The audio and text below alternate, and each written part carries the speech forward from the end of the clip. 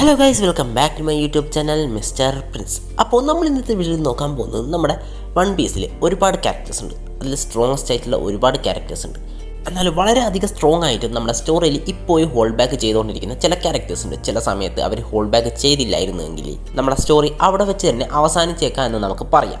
അപ്പോൾ അങ്ങനെയുള്ള ചില ക്യാരക്ടേഴ്സിനെ കുറിച്ചാണ് നമ്മൾ ഇന്നത്തെ വീഡിയോയിൽ നോക്കാൻ പോകുന്നത്. നിങ്ങൾക്കറിയാമെങ്കിൽ നിങ്ങളൊന്ന് ജസ്റ്റ് ഒന്ന് ഗസ് ചെയ്യുക. അപ്പോൾ ഞാനധികം പറഞ്ഞു വെറുപ്പിക്കുന്നില്ല, നമ്മുടെ ചാനൽ എല്ലാവരും ഒന്ന് സബ്സ്ക്രൈബ് ചെയ്യുക. എന്നിട്ട് നമുക്ക് നേരിട്ട് വീഡിയോയിലേക്ക് പോകാം. ഈ ലിസ്റ്റിൽ ഒന്നാമത് വരുന്നത് മറ്റാരുമല്ല, നമ്മുടെ മങ്കി ഡി ഗാർപ്പാണ്. ഗാർപ്പ് ഇങ്ങനെ ചെയ്യുന്നത് 2 തവണയാണ്, അതും നമ്മുടെ ലൂഫിക്ക് വേണ്ടി തന്നെ. ഒന്നും നമ്മുടെ വാട്ടർ 7-ൽ നിന്ന് അവർ പോകുന്ന സമയത്ത് കാനൺ ബോൾസ് വെച്ച് എറിയുന്നത്, അതിന് പകരം നമ്മുടെ ഹച്ചിനോസ് ചെയ്ത പോലെ ഒരു പഞ്ച് കൊടുത്തിരുന്നെങ്കിൽ നമ്മുടെ ലൂഫിനെ അവിടെ വെച്ച് തന്നെ ക്യാപ്ചർ ചെയ്യാമായിരുന്നു. പിന്നെ നമ്മുടെ മെറീൻ ഫോർഡ് ആർക്കിൽ നമ്മുടെ ലൂഫി പഞ്ച് ചെയ്യാൻ വരുമ്പോൾ ഒന്നും ചെയ്യാതെ നിൽക്കുന്നത്. ഈ 2 ടൈമിലും ഗാർപ്പിന് വേണമെങ്കിലും നമ്മുടെ ലൂഫിനെ അവിടെ വെച്ച് തന്നെ തീർക്കായിരുന്നു. കാരണം നമുക്കറിയാം, അത് പ്രത്യേകിച്ച് പറയേണ്ട ആവശ്യമില്ല. പിന്നെ രണ്ടാമത് വരുന്നത് മറ്റാരുമില്ല, നമ്മുടെ റെയിലിയാണ്. നമുക്കറിയാം, നമ്മുടെ ബ്ലാക്ക് ബീഡ് നമ്മുടെ ആമസോൺ ലില്ലിയിൽ വന്നിട്ട് നമ്മുടെ ബോ ഹാൻകോക്കിനെ ക്യാപ്ചർ ചെയ്തിട്ട് നിൽക്കുന്ന ആ സമയത്ത് നമുക്കറിയാം നമ്മുടെ റെയിലി വന്നിട്ട് നമ്മുടെ ബ്ലാക്ക് ബീഡിനെ സ്റ്റോപ്പ് ചെയ്യുന്നുണ്ട്. അപ്പോൾ ഒരു യോങ്കോനെ സ്റ്റോപ്പ് ചെയ്യേണ്ട പവർ ഉള്ള റെയിലി 2 വർഷം മുമ്പ് മെറീൻ ഫോർഡിൽ നമ്മുടെ എയ്സ് മരിക്കുന്ന സമയത്ത് സാബാവുഡിയിൽ നിന്ന് TV കണ്ട് നമ്മുടെ എയ്സിൻ്റെ എക്സിക്യൂഷൻ കാണുകയാണ് ഉണ്ടായത്.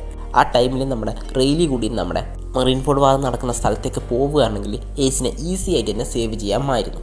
എന്താണെന്ന് വെച്ചാൽ വൈറ്റ് ബീഡ് ഒറ്റയ്ക്ക് തന്നെ അവിടെ എത്ര വലിയ ഇമ്പാക്റ്റാണ് ഉണ്ടാക്കിയതെന്ന് നമ്മൾ കണ്ടിട്ടുണ്ട്. അപ്പം നമ്മുടെ റെയിലി കൂടെ അവിടെ ഉണ്ടായിരുന്നെങ്കിൽ നമ്മുടെ എയ്സിനെ എന്തായാലും നമ്മുടെ റെയിലിക്ക് സേവ് ചെയ്യാൻ പറ്റിയേനെ. ഇനി ഇതിനുള്ള റീസൺ എന്താണെന്ന് ഇതുവരെ റിവീൽ ചെയ്തിട്ടില്ല. അപ്പോൾ അതിനെക്കുറിച്ച് എനിക്ക് കൂടുതൽ അറിയില്ല. അപ്പോൾ ഇതുപോലെ തന്നെയുള്ള മറ്റൊരു ക്യാരക്ടർ നമ്മുടെ അഡ്മിറലായിട്ടുള്ള ഫൂജിറ്റോറയാണ്. നമുക്കറിയാം, ഫൂജിറ്റോറ ഇതുവരെ സീരിയസ് ആവുന്നത് നമ്മൾ കണ്ടിട്ടില്ല. നമ്മുടെ ഡ്രസ് റോസ് ആർക്കിൽ നമ്മുടെ ഫൂജിറ്റോറ വിചാരിച്ചിരുന്നെങ്കിൽ നമ്മുടെ ഡോ ഫ്ലമിംഗോനെ ഈസി ആയിട്ട് ക്യാപ്ചർ ചെയ്യായിരുന്നു. പക്ഷേ അവിടെ വെച്ച് നമ്മുടെ ഫൂജിറ്റോറ ഒന്നും തന്നെ ചെയ്യുന്നില്ല.